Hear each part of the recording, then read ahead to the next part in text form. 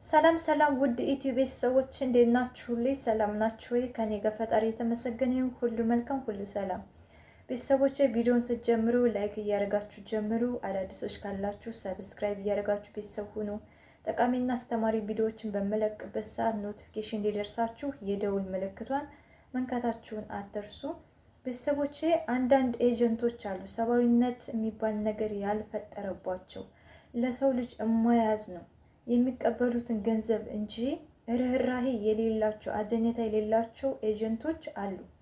በእነኚህ ኤጀንቶች እህቶቻችን ፕሮሰሳቸውን ጨርሰው ወደ ተለያየ አረብ ሀገራት በሚመጡበት ሰዓት አሰሪዎቻቸው ጫና ሲያበዙባቸው፣ ደሞዛቸውን ሳይከፍሏቸው ሲቀሩ፣ ተለያየ ፋሚሊ ቤት ሲያሰሯቸው፣ ሲመቷቸው በጣም ከአቅማቸው በላይ ሲሆን እንግዲህ ስራ አልሰራም ወደ ቢሮ መልሰኝ በሚሉ ሰዓት ቢሮ ሲመጡ ቢሮ በስነ ስርዓቱ ተቀብሎ ምንድነው የሆንሹ ብሎ አይጠይቅም።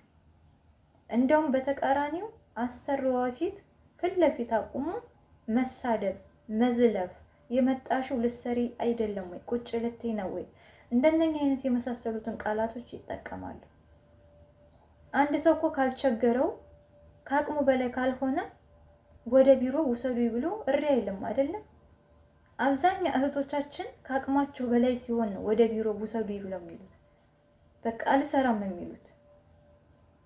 መስራቱ ጠፍቷቸው አይደለም፣ የመጡት ሊሰሩ ነው ያውቃሉ። ግን ቢሮ ተቀብሎ በስነ ስርዓቱ ችግራቸውን መቅረፍ ሲችል እነሱ ግን ምንድነው የሚያደርጉት? በተቃራኒ መማታት፣ መደባደብ። እንግዲህ ቤት አልቀይርሽም፣ እዛው መስራት አለብሽ። ትንሽ እንኳን ለዜጎቻቸው ክብር የሚባል ነገር የላቸውም። መቀመጫቸውን ኢትዮጵያ አድርገው እንዲሁም ደግሞ በተለያየ አገራት አድርገው ቢሮአቸውን ከፍተው ሼር እያደረጉ ኮንታክት እያደረጉ እየሰሩ ለዜጎቻቸው ትንሽ እንኳን አዘኔታ የላቸውም። ከሌሎቹ አገራት እንኳን ትንሽ ቢማሩ አሪፍ ነበረ። ግን እነሱ አይፈልጉም ይሄን ነገር። በዚህ ወራት ውስጥ አንድ እህታችን ሳውዲ አረቢያ ላይ ህይወቷ አልፏል። ህይወቷ ያለፈው እዛው ቢሮ ውስጥ በሚሰራ ግብፃዊ ተደብድባ ነው። በአንድ አይደለም 3-4 ጊዜ እየደበደበ አሰቃይቶ ነው በስተመጨረሻ ይገደላት። ኤጀንቱ ግን ሲጠየቅ የመለሰው መልስ በጣም ነው የሚያሳዝነው። እነሱ ቤተሰብ ጋር ደውለው ገንዘብ እንዲሰጧቸው እንጂ የጠየቁት ልጅቷ ማረፏን ህይወቷ ማለፉን አይደለም መርዶ የተናገሩት። ሲጠየቁ ግን አሁን መሞቷን ተናግረናል። ቤተሰብ ግን አልተነገረንም የልጃችን ህይወት ማለፍ ነው ያሉት። እንደዚህ አይነት ኤጀንቶች ናቸው እንዳሸን የፈሉ ያሉት። የዜጎቻቸውን ስቃይና መከራ መረዳት ያቃታቸው። ይህች እህታችን እንግዲህ ከመጀመሪያው ጀምሮ የተሰራላት ዶክሜንትና ሲዲ የተሳሳተ ነው። አረቦቹ የጠለቡት ቋንቋ የምትችል ለምን የምትመጣባቸው ፋሚሊዎች ደካሞች ናቸው፣ አዛውንቶች ናቸው፣ ልጦራቸውን ይም ስለዚህ ምንድነው የፈለጉት? ቋንቋ የምትችል በደንብ። እነኚህ ደግሞ የላኩት ቋንቋ ማትችል።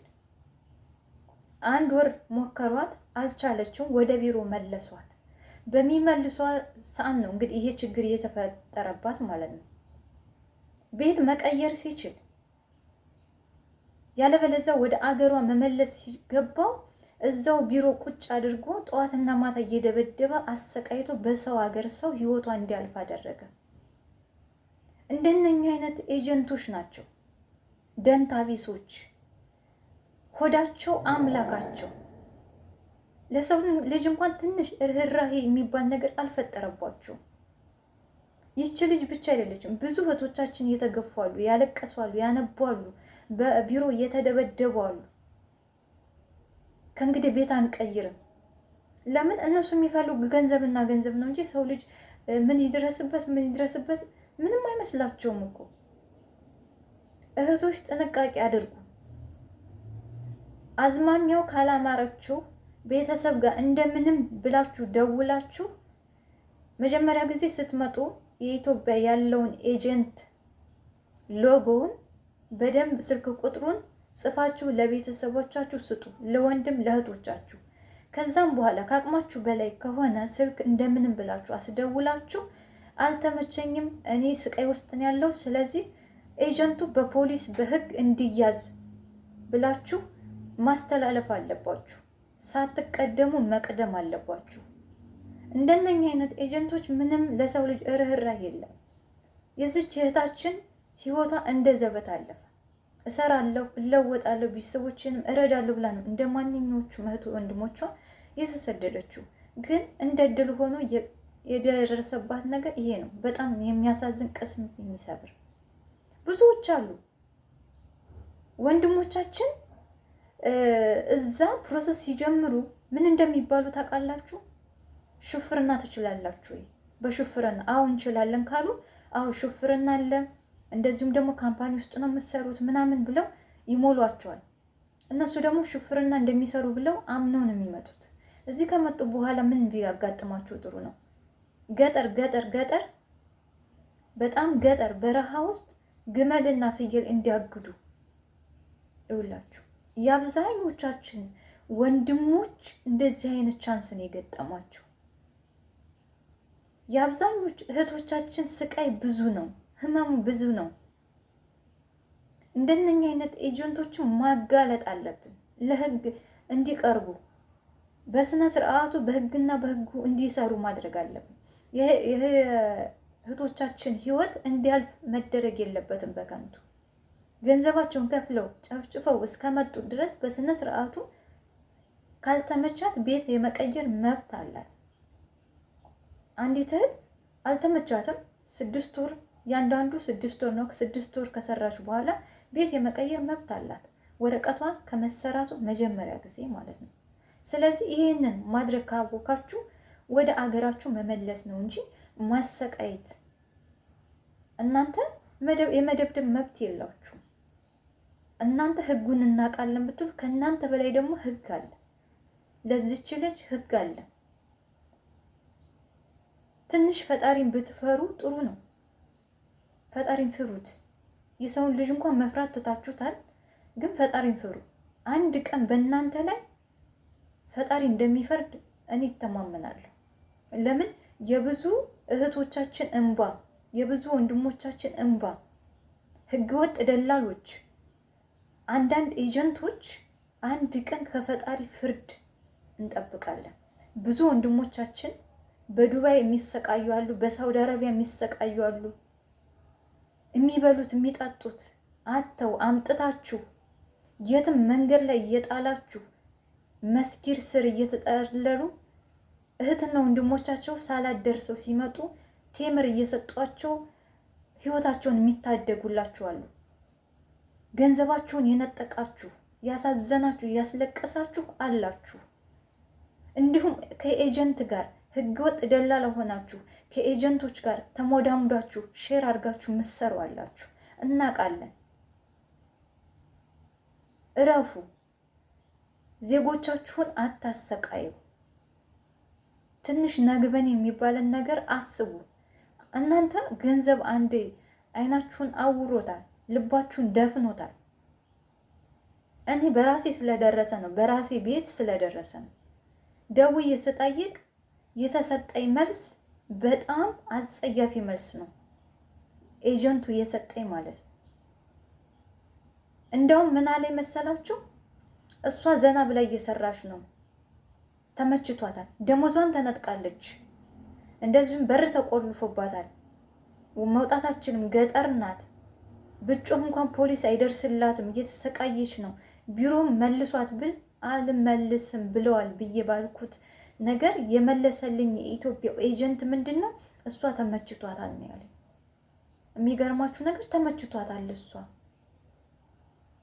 የ2 ዓመት ደሞዝ እኮ አልተሰጣትም አልኩት ስላት፣ ኤጀንቷ አንዴ ሴት ናት የምታወራኝ፣ አንድ ወንድ ነው የሚያወራኝ። ገብቷችኋል? በጣም ከባድ ነው። እኔ በህግና በህግ ሄጄ የልጅቷን ላብ እንዲሰጣት ወደ ቢሮ እንድትመለስ አድርጌያለሁ። ግን ብዙ እህቶቻችን ደግሞ እንደዚህ ጠንካራ ሆኖ በርትቶ የእህቶቻቸውን ላብም እንደዚሁም የእህቶቻቸውን ህይወት የሚታደግ አብዛኛው የለም። ገብቷቸዋል። ሁሉም ችላ ብሎ ነው የሚያልፈው፣ ዝም ነው የሚለው። አው ሁሉም ቦታ ነው የሚሉት። ግን እኛ ተተባበርን የእህቶቻችንን ህይወትም ሆነ ላባቸውን ማሰጠት ህይወታቸውን መታደግ እንችላለን።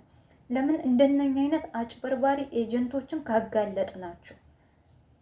እኔ እንዴት ነው ያደረኩት? ማህበራዊ ጉዳዮች ጋር ሄጄ ከስሼ ነው። ገብቷችኋል? ማህበራዊ ጉዳይ ሄጄ ከስሼ ነው። እነሱ ደውለው ሁሉንም ነገር ያለውን ነገር እኔ ዲቴል ነግሬያቸው እነሱ በሀርድ ሲናገሯቸው ነው ልጅቷ ወደ ቢሮ እንድትቀርብ ያደረጉት። 24 ሰዓት ባልሞላ ውስጥ እንደዚህ የሚጫናቸው ሰው ነው የሚፈልጉት። ስለዚህ እናንተ ምንድነው ማድረግ ያለባችሁ? ቤተሰቦቻችሁ ጋራ ስልክ እና የኤጀንቱን ሎጎ ስሙን በደንብ አድርጋችሁ ለቤተሰቦቻችሁ ሰጥታችሁ መምጣት አለባችሁ። ከዛም በኋላ ከአቅማችሁ በላይ ሲሆን ደውላችሁ እንደምንም ብላችሁ ቤተሰቦቻችሁ ማህበራዊና ጉዳዮች ጋር ሄደው እንዲከሱ ማድረግ ትችላላችሁ። የዛን ሰዓት እነሱ በ24 ሰዓት ውስጥ ወደ ቢሮ እንድትመለሱና ችግራችሁ እንዲፈታ ያደርጋሉ። ይህንን መጠቀም መቻል አለባችሁ። እህቶቼ ጠንካራ ደግሞ መሆን አለባችሁ፣ ብልህ መሆን አለባችሁ። ለምን አንዳንድ ኤጀንቶች ቢሮዎች በጣም ጨካኞች ናቸው። ሲማቱ ለነገ አይሉም፣ ሲያሰቃዩ ለነገ አይሉም። ነግበን የሚባል ነገር የለም።